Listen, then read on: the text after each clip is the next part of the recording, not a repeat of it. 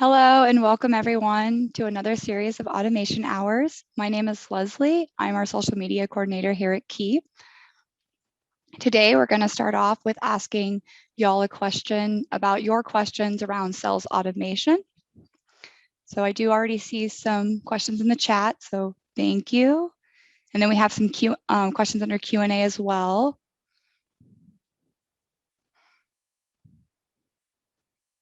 Awesome. Some good questions.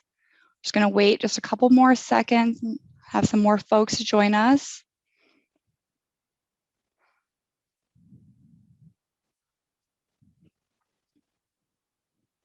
Thank you, Rita. Thank you, Julie, Cheryl. Those are good questions.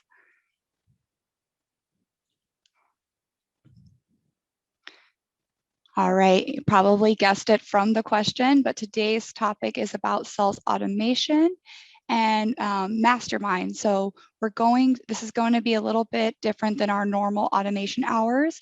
It'll be more participatory versus a teaching session. So all these great questions are perfect.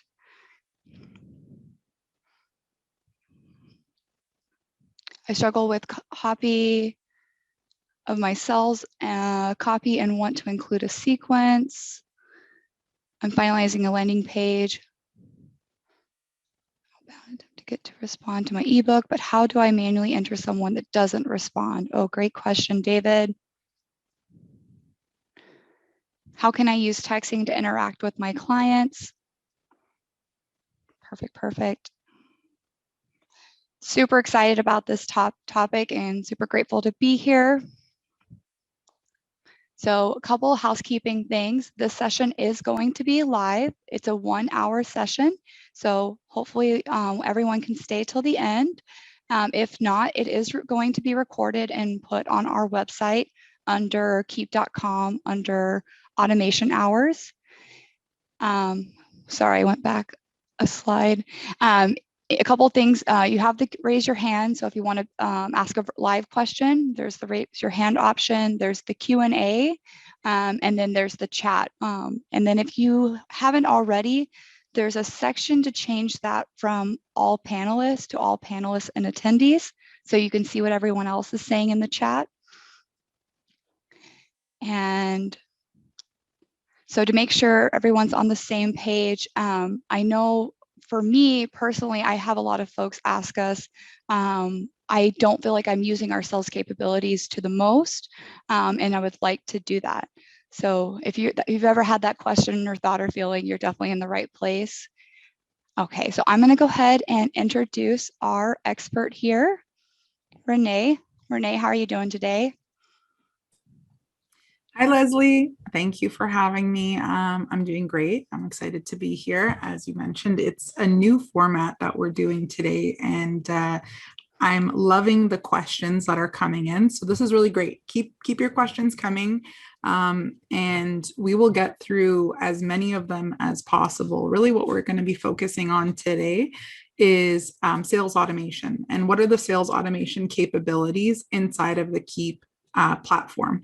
And this is helpful to know regardless if you're in Keep Max Classic or if you're in Keep Pro or if you're in Keep Max, really the different additions or the different ways that the software can look. There's going to be something in here for everybody. And so how today's session is going to work is I'm going to first start off by just like introducing some very foundational concepts, making sure that we're kind of all talking the same language. And then I'm going to just start going through the questions. And then we're going to allow ourselves the opportunity to really also answer each other's questions as well. That's really the powerful thing about a mastermind, is that it's the coming together of peers and really like putting our brains together and thinking, like all of us channeling opportunity, like the possibilities for someone's question, because I might have, answers, and I do have answers for you, but other folks who are here joining us live might also have already faced and overcome the question that you might have. And so they might be able to add their insights, their expertise in it as well, or give you another perspective. So that's what's really powerful about this kind of a session.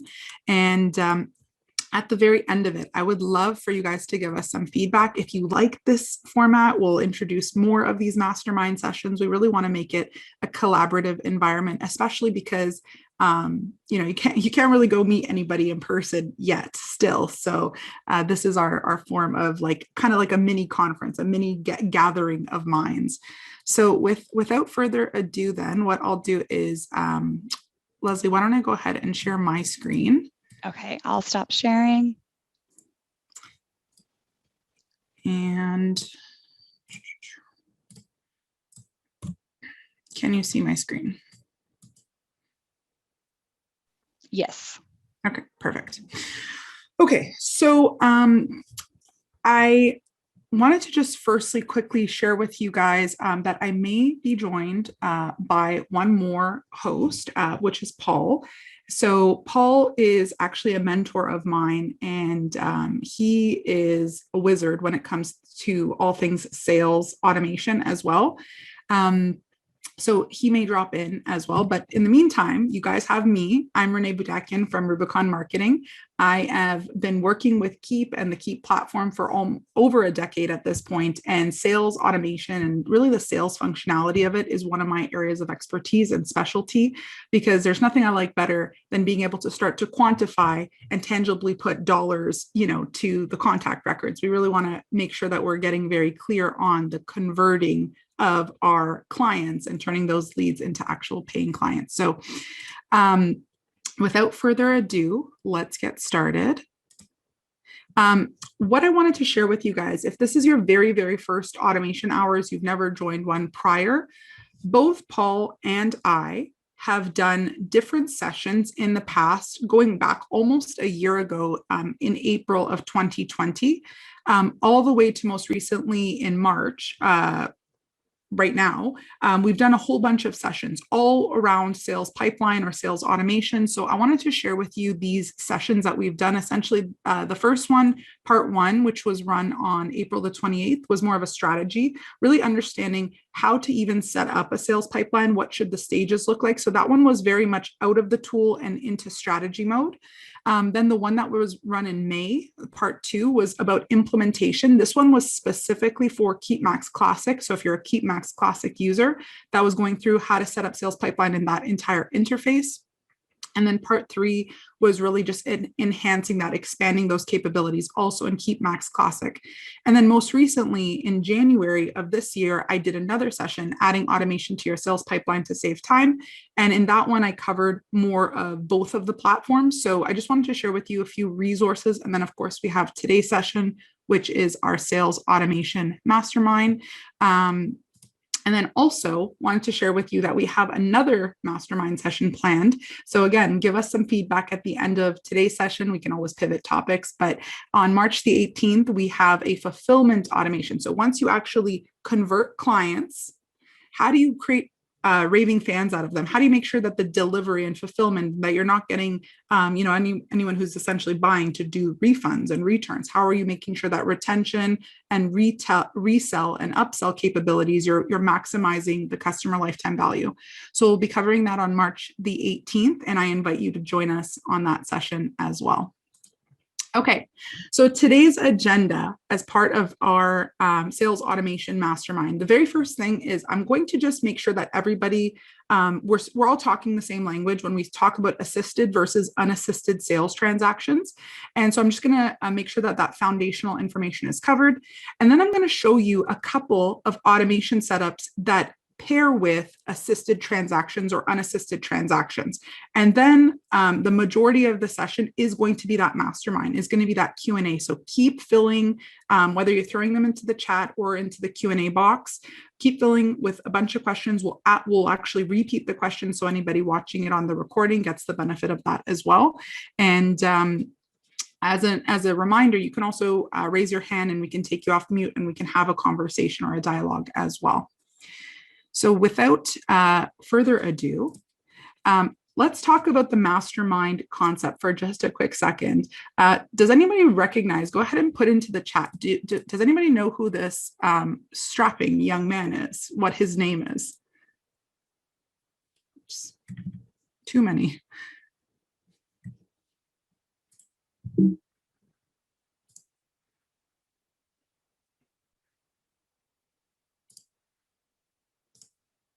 Okay, so I'm not sure if anybody recognizes him. As you can tell, the picture is kind of old. It's like from the 1800s, or maybe 1900s. But anyway, this gentleman is Napoleon Hill. And the concept of a mastermind is really this group environment where peer mentoring or peer mentor group, and we're really all coming together in more of a group think, and we're really thinking through a particular member's question or problems, and we're able to all put our brain power around that.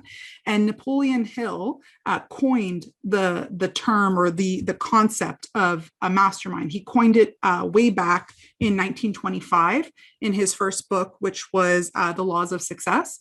And then he further came out with another book, which was called Think and Grow Rich. And he explained the concept even further. So just wanted to share that with you. And talking about assisted versus an unassisted, and this might be very straightforward, but depending on the type of business and how you run your business, you most likely will have one or the other, or it could potentially be both. But an assisted transaction refers to when you're doing business with a company, and in order for that company to make the sale, it has to involve a human being. That human being needs to, pick up the phone, answer an email, put your information into like an invoice, whatever that looks like, but someone can't self-serve themselves. So an assisted transaction is often seen in a lot of service-based businesses where like you'll have something being sold by an individual, and then the accompanying invoice will be created, or the accompanying payment link will be sent, or whatever that looks like, but it's done by a human being.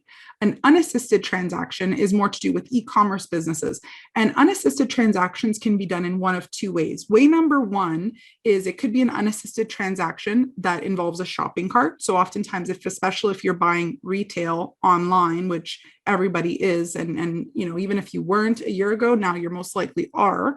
And so you can put a bunch of different things in your virtual shopping cart, and then you can check out. That's more of the shopping cart experience, and it's unassisted. There's no person in the store helping you put things in the cart, right? It's all being done by you. The second way is that you can have, and this can be applied to a service-based business, you can have a form, an order form, which is essentially a pre-populated payment link where someone can go, they click on your website, they put in their credit card details, they press submit, and it buys the thing, but there was no shopping cart that they added a whole bunch of different items to. So the unassisted, more to do with e-commerce, happens when people have the ability to go to your website or your web properties and self-serve themselves, check out by themselves, and assisted meaning that somebody actually needs to help them so that they can make the purchase. Now, what I want to show you guys is how that setup can look and how you can leverage your tool, Keep, in both situations. Now, what I would love to know is based on who's here right now, how do people do business with you? Is it assisted or is it unassisted? Go ahead and throw that into the chat so I can get like a feel for who's here with us right now. Okay, I see a both. I see unassisted, with forms, assisted. Okay, perfect. Keep those coming in. And let's see. Assisted. Been using both methods. Okay, so it seems like most people who are here right now use an assisted, have an assisted transaction. But some have both, and a couple have just unassisted. I'm assuming, Cheryl, maybe you have an e-commerce business. So in any case, let's go into the software and take a look at how that can be set up.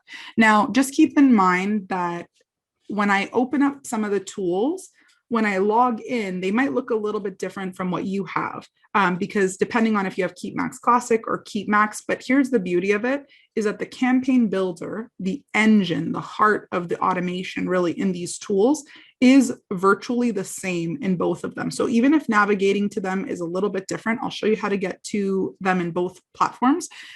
Just keep that in mind, because you might say, well, hey, my software doesn't quite look like that. So if you are a Keep Max Classic user, which was formerly called Infusionsoft, In order to get to the campaign builder, you're going to go into the software and you're going to go under the hamburger menu at the top left corner.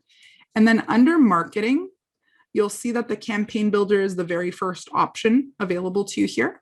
And so if I go ahead and I click on the campaign builder, I can simply just go ahead and create my own campaign from this view.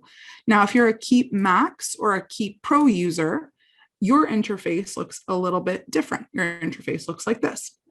And so in order to get to the same campaign builder, what you're going to do is on the left-hand side, you're going to go to the little thunderbolt where it says automations. And then from here, you can go ahead and click on the plus button and you would create what is called an advanced automation. That is going to take you to the same exact screen for the campaign builder. And so what I've done is like a cook, like a chef, you know, those cooking shows, it's like, here's what we're making, and then it's already made. So I've already made something for us to take a look at. So I'm going to look for that.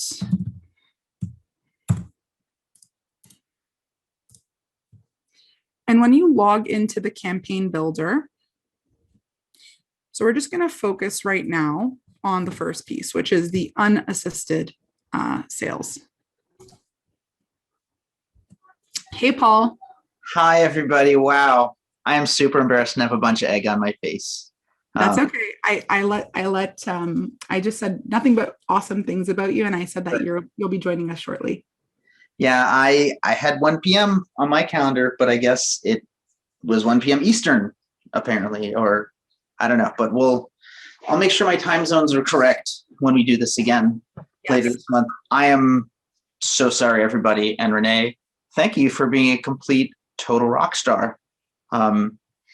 My pleasure. It's all good. It's all good. We are all good. We were just getting into, really talking about what are the automations and how can we set up different automations when it comes to unassisted sales. We've gotten clarity on how unassisted and assisted sales are a little bit different. So when it comes to the unassisted sales, there's a couple of different things that you can do inside the platform, inside the tool. Now, again, I'm right now, the version that I'm in is, I'm in Keep Max Classic at the very moment, I believe. And so on the left-hand side, what you'll notice is that the campaign builder is made up of goals and sequences. The goals represent an if part of the logic. If this happens, if this thing is going to happen, an action. Then the sequences represent reactions, what is going to happen when that thing happens, right? And so you'll notice here in this example that there's this complex kind of looking, thing. Don't get concerned because this is just different options that you have available when it comes to unassisted sales automation. So let's look at the very first piece right up here. So the very first piece, and again, like I mentioned, you don't necessarily need to have all of these, but the very first piece, the goal is a failed purchase. So what you're telling the tool is that when this happens, or if this happens, when there is a failed purchase, then I want this automation, which is inside of the sequence, and all of your emails, all of the timers, all of the processes that you might want to create a task, all of those get housed inside of sequences. So like you can kind of think of it as the sequence is the house and all your emails are the furniture. They go in the house, right? Not outside the house. So then the failed recovery reaction is going to start. And you'll notice right here that if I bring this one up right here, this is an entire little circuit here because we're saying that when there is a failed purchase, start the failed recovery automation, and it will stop when the purchase is successful. So this is how that is connected all together. And so this is one way that you can have unassisted sales automation. And you can see here that when you select the actual element itself, you can configure it. You can make it for any purchase, or you can make it for a specific purchase within your application that you've already got set up. If you made it for any purchase, just keep in mind that you would want then the communications going out in the failed recovery to be a little bit more generic. Like you can't specifically speak to the product that they were trying to purchase. It would be more from the company. So here's an example. Right away, when the purchase fails, you can send them an email and you can ask them like, hey, is everything okay? I saw that you were trying to make the purchase. And then in a day's time, if they still haven't purchased, you can send them a reminder to complete their purchase. At the exact same time, you can also have internal things happening so that you're trying to essentially save the sale. That person has tried to check out, but just the payment failed. So we're really thinking of this as like a high intent opportunity, and we want to try and recover it. And so in this case, you'll see what's happening down below is that we're also able to create a task for ourselves right away. So not only are they going to get the automated emails, but they are also at the exact same time, you will have, or, someone on your team, it doesn't need to be you specifically, but somebody on internally from your company would get notified and say like, hey, there's a failed purchase, give this person a call or follow up with them, as an example.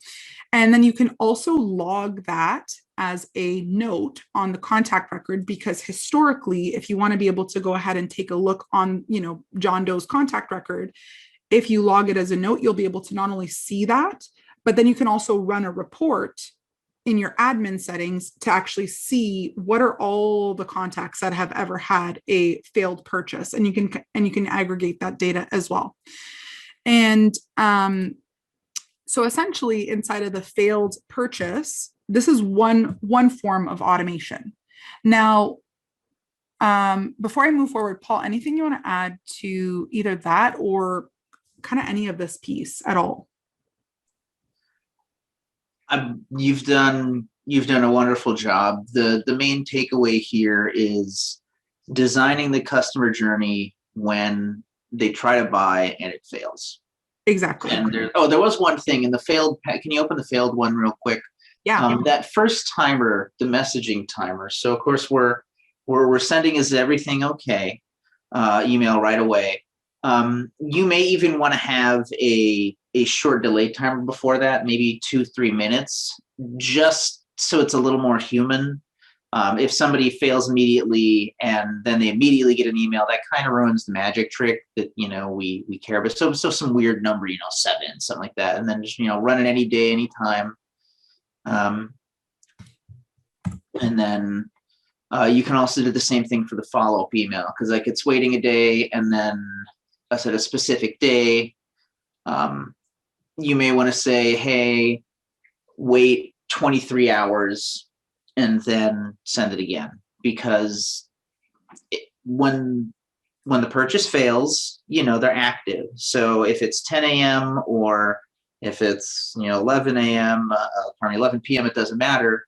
You want to send it with respect to when they're active. As far as that, Pamela has a wonderful comment. She says, "We don't sell products; we sell a service. What tips do you have for this specific instance?" So. Do we talk about the buy now at all? Renee, is that in? Not it's here. We have. Okay. So then I won't spill the beans. Pamela, wait until we get to the assisted sales automation and specifically pay attention to the buy now automation. That would very much help. So if you don't sell products, there's more coming. And I think Renee probably already said that. Absolutely. And what I just want to do, I guess over the next like 5-10 minutes, is I'm going to just rapid fire through the rest of it, because I want to get to questions. I know there's a ton of questions, and really in the spirit of having it as a mastermind, the intention to show you these setups is just to start to get your imagination of what is possible flowing. And then, taking the pieces, again, you might not apply all of this to your business. There might be specific pieces of it that make the most sense. So again, with unassisted sales processes, other really cool ways that you can make sure to try and maximize actual conversions and maximize those sales. Number one is that you can also have a 2-step checkout process. So instead of having it be so that you kind of, it's like a buy or die. They have to give you all the information and press submit, or nothing at all. You can make it a 2-step checkout where you collect at least one piece of information, let's say email, and then you can have an abandoned cart sequence that if they give you that first piece, but they don't actually buy the product, then you can have, again, similar to the failed recovery experience, you can have an abandoned cart. Hey, do you need any help with that? And all of that can also help you with unassisted sales. Also within emails, because, pardon me, within sequences, because keep in mind, sequences is where we house our emails.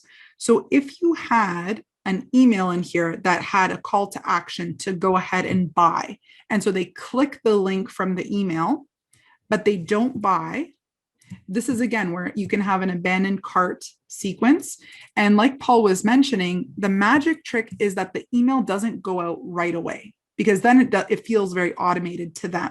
For them, instead, waiting a particular period of time and then sending the email out. So it kind of feels that element of human touch to it.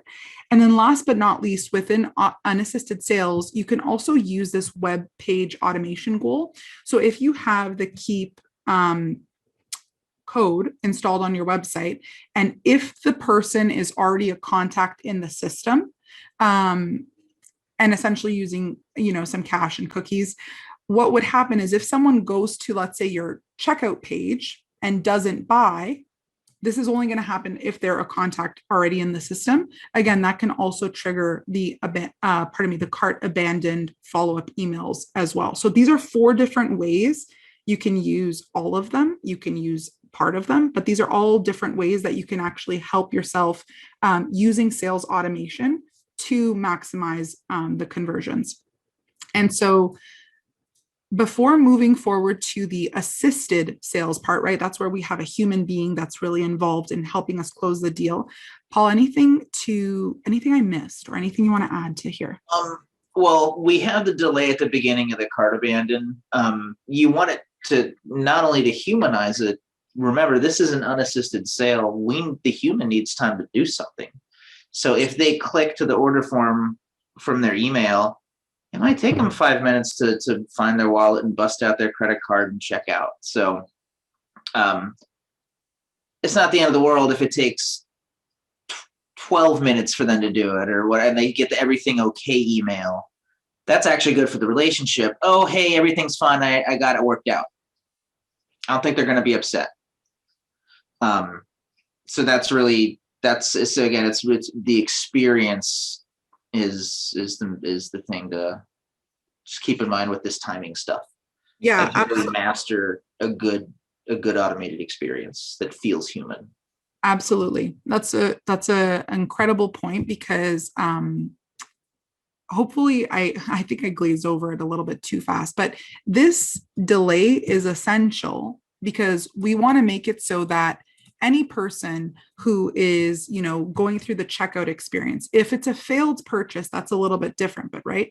If it's this flow right here, where they're putting in their email and then they're on the checkout page, they're filling in the rest of their email. We don't want the abandoned cart where it's like, hey, right away going out. We want to give it a little bit of time. And so that's an excellent point when it comes to unassisted sales, is we're taking into account how long do people actually need to go find their stuff? Do they have a last pass where it's all stored, or they got to go get their credit card out of their wallet? Okay. So now coming over to the assisted sales processes. So Paul, you were talking about this really quickly, and I said we hadn't talked about it yet. So I'm going to let you take over and talk about the buy now link. All right. So we're gonna have some fun here. So I believe it was Pamela that was wondering about this. So lean in, Pamela.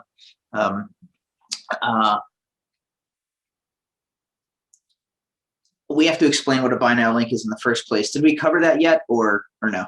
No. We start from scratch. All right, cool. Renee, would you mind opening up an opportunity, please? So, in my opinion, the opportunities are the most powerful part of Infusionsoft of Keep, because that's where it blends making money with your database, with your automation. And inside an opportunity record, and so I guess in this case, we're talking about KeepMax Classic here. There is the products and subscriptions tab where you can indicate what is somebody interested in buying here. So for example, here, Dr. Gregory House is interested in an organ tank and the weekly, oxygen tank. Sorry, doctors' organs, I don't know, an oxygen tank, and then the refill subscription. So you can see that the actions drop down next to the save and delete buttons where Renee's at. At the bottom of that, you can hit send buy now. So if you want to go ahead and do that, Renee, what this does is this opens up an email, and it gives you a pre-built link, this buy now link. So obviously you can write the email whatever you want around it, and then you can also just take this link and put it in like an internal form if you want to put some more finesse around it. But yes, can you actually grab that link, Renee, and go to it, please? Yes. So this link is uniquely connected to the opportunity record. So whatever's on that opportunity record, it's going to go ahead and pull it in. Oh, did we hit save on Dr. House? We may not have hit save for his subscription, guys. Yeah. So, okay, Dr. House, we're going to go ahead and send you this tank and then a subscription. I'm going to send you a link to go buy it. And we're going to give you no free days of this. Oh, it's because the offer expired, Renee. That's why the offer expired in the past. So let's change it to the future. Yeah. Yeah. So that's it. So look at that. A bonus. Buy now links expire. So there's actual real urgency. So now if you go ahead and send a buy now, Renee, and we pull that, actually it'll be the same link if it's still in your clipboard. It is. Yeah. And it's probably cached, I would think. Yeah, probably. Let's go ahead and open incognito. But yeah, that's another, maybe the link has changed. It may be, you know what, because there's automation connected to it, it's probably a unique link every single time. Here we go. There you go. And then, of course, I can go ahead and check out. And then there's the normal purchase automation like usual with checkout, purchase goals, failed purchase goals like we talked about before. And so, Pamela, so that's a buy now link. That is a buy now link. So if you're selling services, that's how you can use this. So let's look at the automation on top of all of that. That was all the precursor to even using a campaign. Exciting stuff, right? As opportunities, in my opinion, was a powerful part of the whole system. So in your pipeline settings, there is the ability to run actions when somebody clicks on a buy now link, as well as when somebody successfully purchases from a buy now link. This effectively gives you a start and a stop trigger. So if you look in your CRM settings, the opportunity defaults at the very bottom of that menu, you have the click buy now, and then these are legacy actions that you can set up, and we would recommend just applying a tag and then letting the campaign run all the automation here. There may be reasons you specifically send an email from here, but that's for a different conversation. So that's where you would configure those, and then the campaign itself, you can respond to it. So if you know that, so again, Pamela is selling oxygen to Dr. House, the oxygen service, and we know that Dr. House right now at time o'clock is clicking on the link. We can go ahead and notify the sales rep that Dr. House is checking out. He's got his credit card busted out. So it's almost like a cart abandon. You can see if they don't purchase, we can follow up. So Renee, if you want to open that hot lead notification up, you'll see that this automation is exclusively internal. There's an internal email to the sales rep. And then there may also be like a text message to the sales rep, because they're literally in front of the shopping cart checking out, like, let's make sure that they're okay. And you may even put a delay in here too of, I don't know, again, whatever, maybe 10, 15 minutes, and then send an email from the sales rep. Hey, is everything okay? I wanted to check in. You don't say anything about the fact that they clicked on the cart link or whatever. That's way too big brothery for people these days. You just happen to show up, like serendipitously make sure they're okay, because they're a good sales rep and they do their job and take care of you. Exactly.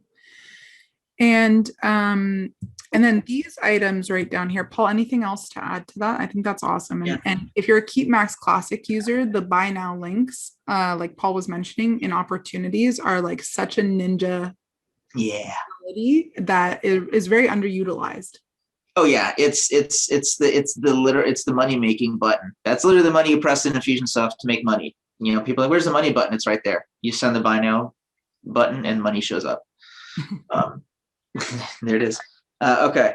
And so For assisted sales automation, there's a lot of stuff that you can do. You can obviously send a series of emails when someone's in contacting, or if you've sent them a proposal to see, hey, are we, what do you think of the proposal? We want to talk about some more operational kind of stuff that you may not necessarily think about. So creating a new lead, there can be many things that need to happen, both from a reporting standpoint, from an experience standpoint, from management. So if you open up the into the new lead sales operation sequence, what we're suggesting, something you can do at least to start, is you can start syncing these to your different social audiences if you're running ads on like Facebook or something like that. You can also do things like maybe you leave a note that, hey, a lead came in, a new lead. Perhaps this is where maybe you assign an owner or you assign like a manager.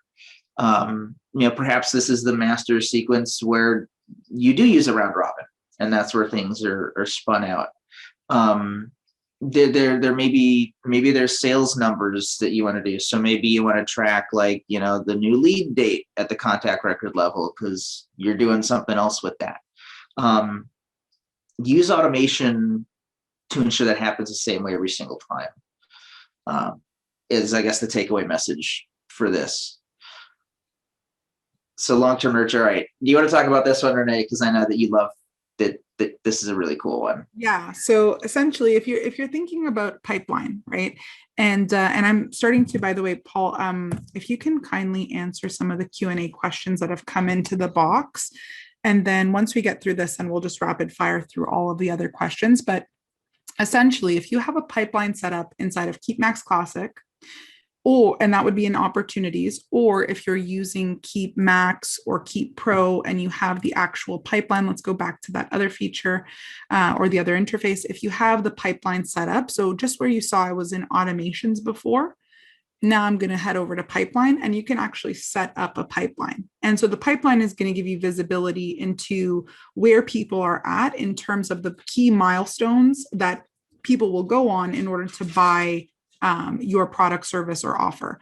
And this is, again, in the context of an assisted sale. So e-commerce businesses are not going to have a sales pipeline because people can just go and buy the thing that they need. Now, in this case, it is a human being that is moving it from, a new lead to contacting. You can have automation create the initial record for you, right? The deal record or the opportunity record, depending on which platform you're in. But then it's a human being that is responsible for moving it from stage to stage, because I might be talking to Gregory House and I call him, I have a conversation. He says, yeah, send me the quote. So I move the person from new lead over to quote sent. Where automation picks up for you is at the moment that they move into that stage. So that's where automation can start either immediately or after a delayed period of time, you decide. And the automation can be going to the contact, like Gregory, or it can be internal automation after, like, let's say they're in quote sent, and 3 days goes by, I might want to have a task for myself to follow up with them. So it's more of that human touch, human connection. So that's where you can use automation to be your invisible assistant, to notify you when things are going on that you need to, hey, this person has been in quote sent and 3 days has gone by, reach back out to them.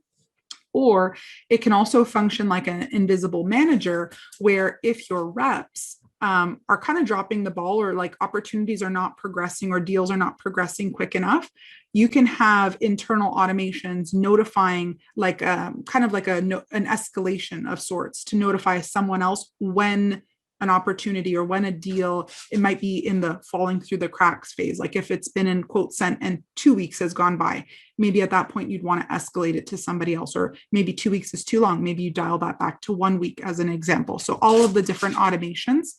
Now, when it comes to the into nurture, you can have, just like you have a one stage, you can have a long-term nurture stage. And what's cool about it is that you can move someone, just like I move them into one, I can also have here a long-term nurture.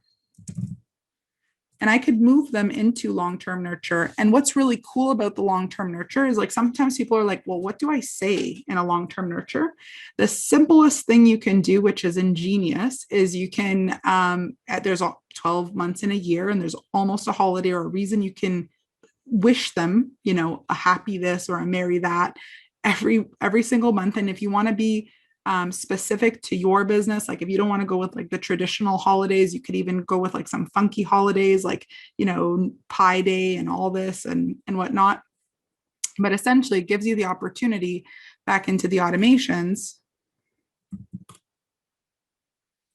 What that long-term nurture is doing is it's allowing us the opportunity to really wish them, you know, a happy new year, a happy Valentine's Day, and a happy April Fool's Day. And like I said, you can change all of these up, but the ability for us to just have a reason to really reach out to them every single month is an easy and very fluid way that we can do a long-term nurture without having to make it feel so salesy. But we keep our name and we keep our business kind of, you know, on the tip of their tongue, top of their mind.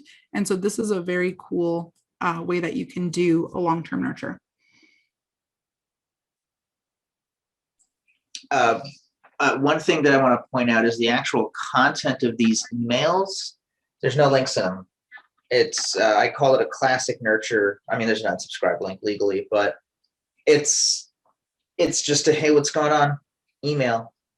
Whole point is to just to bubble up conversations if people are ready to take the next step because they're sitting in long-term nurture for a reason. You can get that conversation going. Either they're going to bubble up and say, I'm ready, or, hey, you know, we went somewhere else, and then you can mark it as lost. Okay, whatever, that's sales.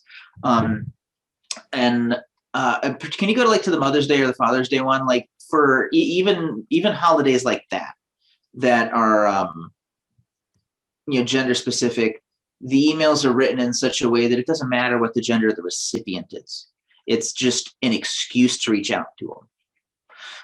And then for fund, so basically, if you go back to the sequence model, you can see it's effectively like 3 emails, kind of like every 4-ish months, and then at the bottom there's daylight savings times ones because Arizona don't do that, and I'm already getting messed up because of the time zones. Look at that, you know, showing up, you know, super late to the party here. I have emails that go out that say, hey, it's the start of daylight savings time, adjust your clocks, how are you doing? Because again, it's just an excuse to say hi. Because the whole point is they're in the sales process as an active lead, just not yet. And we still want to invest in human capital and following up with them every once in a while. I can't tell you how many times people reply to these emails because they think I'm actually writing them, and I do actually write them.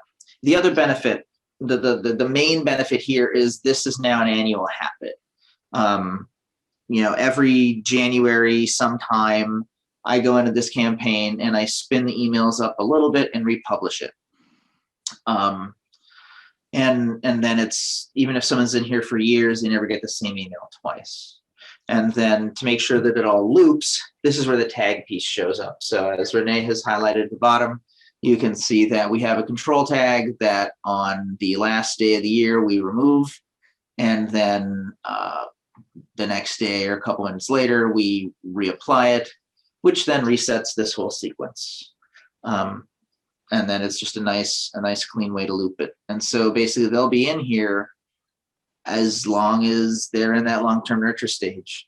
So and then, yeah, if you just have your marketing team spend 15 minutes once a year, just slightly adjusting the subject lines and the email bodies, nobody's ever going to notice. In fact, this is one of those magic tricks. I do automation for a living. This is one of these magic tricks I really don't try to tell my clients directly, because a lot of people reply to these emails. I think that they'd get upset if they were replying to these, you know, these really thoughtful emails to something automated. Yeah, we don't want to make people feel bad. So I guess the point is this stuff works. The open rates are ridiculously high. Yeah, that's awesome. Renee, Paul, it looks like we do have a question from one of the attendees. Can I go ahead and invite them in? Yeah, of course. Yeah. Awesome.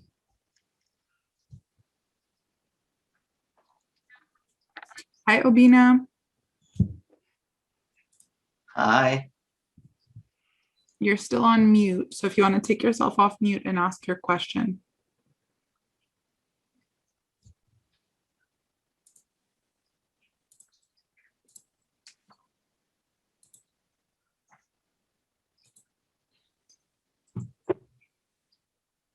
Oh, where? Oh yeah, still saying they're muted.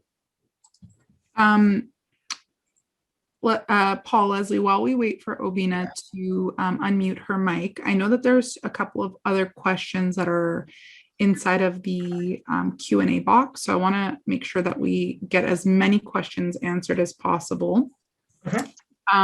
Pierre asked a question, if they answer or not, how would you follow up? If they answer or not, how would you follow up? I'm assuming Pierre is asking about the long-term nurture that you just presented, Paul. So Pierre, go ahead, Paul. Yeah, so if people reply to it, you continue the conversation like a normal human. And if the sales conversation transforms such that they no longer are in the long-term nurture, then you move them from their sales stage. Otherwise, you just be a nice person and reply to their email. Exactly. So they stay in here, Pierre, until you move them in your pipeline. So whether you're using opportunities or deals, you just send a great email back, like, wonderful. I'm so glad to hear that you're having an awesome, Mother's Day.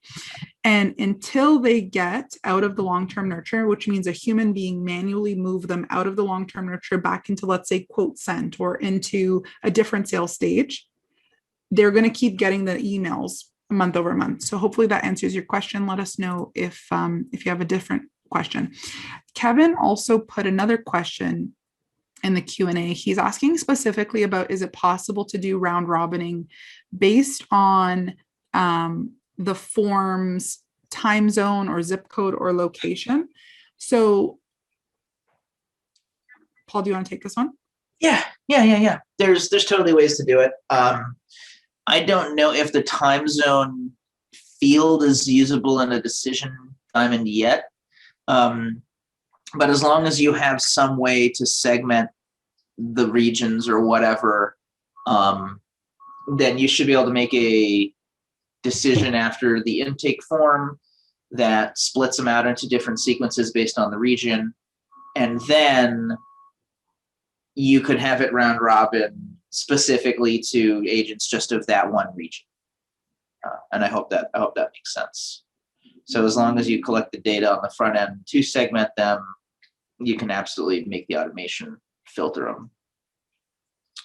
And I think, correct me if I'm wrong, but I think that there is using some third-party tools, like with Plus This, like you have the ability to do like IP or they have a tool, I believe, that we can do some ninja stuff. Let me see if I can find it. Yeah, are you talking like tracking their like the IP address of where they're coming from? And yeah, there's things like iTracker 360, I think, which doesn't that pull in like the city and the state just based on their IP address? Yeah. So you can use stuff like that too. Exactly. There it is, contact locator. Boom. So you could have this as an option, right? Like this is not out of the box with the tool. Paul's suggestions always first and foremost see like what can you do with the tool itself? What information can you put on the front end of the form to collect? But if you wanted to have it like a little bit more, automated and ninja, you can use a third-party tool or an enhancement tool like Plus This to create those capabilities. Absolutely. So lots of ways to skin a digital cat with this automation stuff. Awesome. Michelle had another question. If people don't click or read the emails, how long should you wait to remove them from the sequence or campaign, or do you?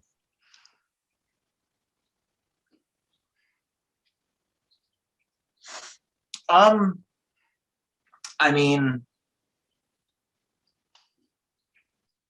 outside of the campaign, there's just the overall email engagement. And so I think people switch to unengaged marketable after like 4 months by default. So depending on your business, that may or may not be relevant to you. So if you're doing something like insurance or financial, people they may get an email once a year. So 12 months might be a reasonable time when they are considered unengaged. Outside of this automation, you usually want to have some kind of engagement automation running. So if somebody does move to unengaged, the automation kicks in and tries to get them going again. Nothing lives in a vacuum. So these sales emails are very specific to closing the deal. And in parallel with that, maybe their engagement isn't there. So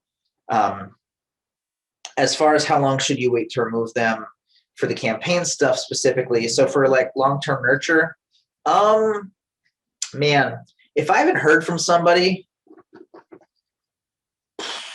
I might bug them like 3 times over the course of maybe 2, 3, 4 months, depending on the circumstances. And I'll go for broke too sometimes. Well, not sometimes, because I as a sales rep, my job is to either close the deal or market as lost as soon as possible, and hopefully I'm closing more deals and making money. So I would follow up with them maybe 2 or 3 times, and even on the last one, I'll say, hey, should I give up? I don't want to be a bother. Are you still interested in this? And then I just move them into lost, which would then stop all of this automation. In fact, it would do the next piece of automation in line whenever we get to that. I know we're still doing QA. And Leslie's fantastic dropping tutorials in the chat, by the way. Everybody give Leslie mad golf claps for that. Awesome. Anything to add on to that, Renee? Because I way just bulldozed that. I'm so sorry. If people don't click or read emails, how long do you wait, and do you? No, I love that answer. And like again, this format, you guys, is a totally new format for us. So we're loving the engagement, and also we're trying to be respectful of our time to end on time too. So we're kind of vacillating between some of the questions. But I think that if somebody has not, for us, we do think that if someone hasn't, like, if there's no pulse at all, like they're not opening my emails, like nothing, they're just dead to me and dead to the world. Typically after between 4 to 6 months is like when I'm looking to do some list hygiene and take them off my list. But if they're opening the emails, but they're just not responding to them or doing anything with them, but they're opening, then that's good. That's doing exactly what I want it to do. But it tells me if I am emailing to them and I really haven't gotten their attention with any of my emails in about 6 months, then perhaps what I would be doing is cleaning them off my list and then putting those into like a Facebook custom audience and, creating a lookalike audience out of them, or maybe even marketing to them with something different because they've lost interest. And so I don't want to keep talking to I don't want to keep talking to a wall, basically. So for us, that's kind of how we think about it. Is we're looking at human behavior to see how recently did somebody like even engage with any of our content. And if it hasn't been in quite a while, then we might look to clean them off our list. Yes. So there was some questions that came in near the very beginning, and I want to try and rapid fire through some of these because I don't think they've been answered. Leslie, Paul, let me know if we have answered these. But so I saw a question from Rita, and she asked, I go back and forth with what's too many emails because I don't want to appear desperate. Have we answered that question of what's too much? I know from like a marketing standpoint, like frequency can be bad because it affects your engagement with the email like inbox provider. But I guess it would depend more on your audience, right? And what you're providing as your service.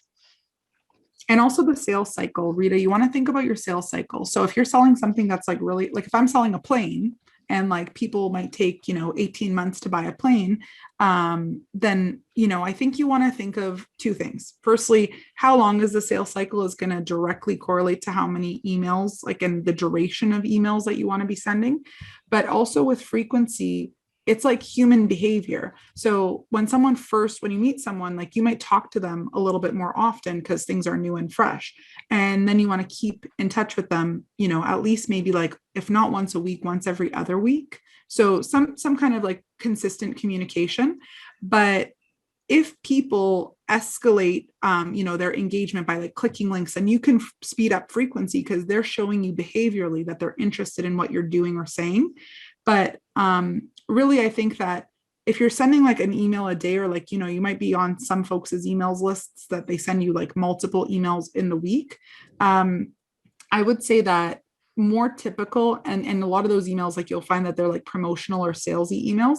If you're delivering value, people don't have a problem receiving value. If you're delivering like buy my stuff, pay me money emails all the time, people have a problem with that, and they'll usually opt out. And so just being considerate of like how long the sales cycle is, how recently did they opt in, because you want to kind of make the communication, make that frequency of communication and how many emails you want to send out in relationship to how new or old is that person on your list. Like essentially, one of the most jarring experiences probably for your contacts is if you haven't emailed them in a while and they've been on your list for a while, and then all of a sudden you start blowing up their email. It's like a person who gave you their phone number like a year ago, and all of a sudden they randomly start texting you. It's a little bit like, oh, where is this coming from out of the blue? So make sure you're delivering value. Yes. And then as far as people that are clicking around a lot, I have built stuff out for certain clients, and they do very high-end services. So maybe this is the use case where it's, you're selling high dollar stuff. He built what's called a super clicker campaign, because they have a couple of lead magnets, and they observe that there's certain people that they would download one lead magnet and then download like 3 or 4 more immediately. And they'd be in like 5 campaigns at once, blowing their own emails up. Not by, any, just because that's how it worked. So they built a campaign that tracked if they downloaded like 2 lead magnets in like an 8-hour period, the system, it was like 2 tags that disappeared after a couple hours, and it would send them just one email that says, hey, I see you're liking this stuff. Here's all 5 of the things. Don't worry about opting in for the rest of them. Here's a link to my calendar. Let's talk. So that's an idea too, if people are being really active and you have a bunch of stuff. Hope that makes sense. Yeah, that's awesome, Paul. Thank you. And made sense. If you have any further clarification questions, we are about at the top of our time together, but I want to share with you how you can connect with either Paul, myself, both of us. We would love to continue the conversation. So let me flip back to the presentation. Oh, I had this like fun slide here where like people were thinking of questions. So I'll leave this here as well. If you do think of these questions, this mastermind format is awesome, because again, like we have flown through so many questions, and a lot of the questions that you might have are a question that somebody else might have, but just isn't asking. So there's a lot of power in that. And with that, how you can connect with both Paul and myself is on Facebook. So I'll drop these links into the chat as well. And Leslie, I'll let you take it away. Awesome.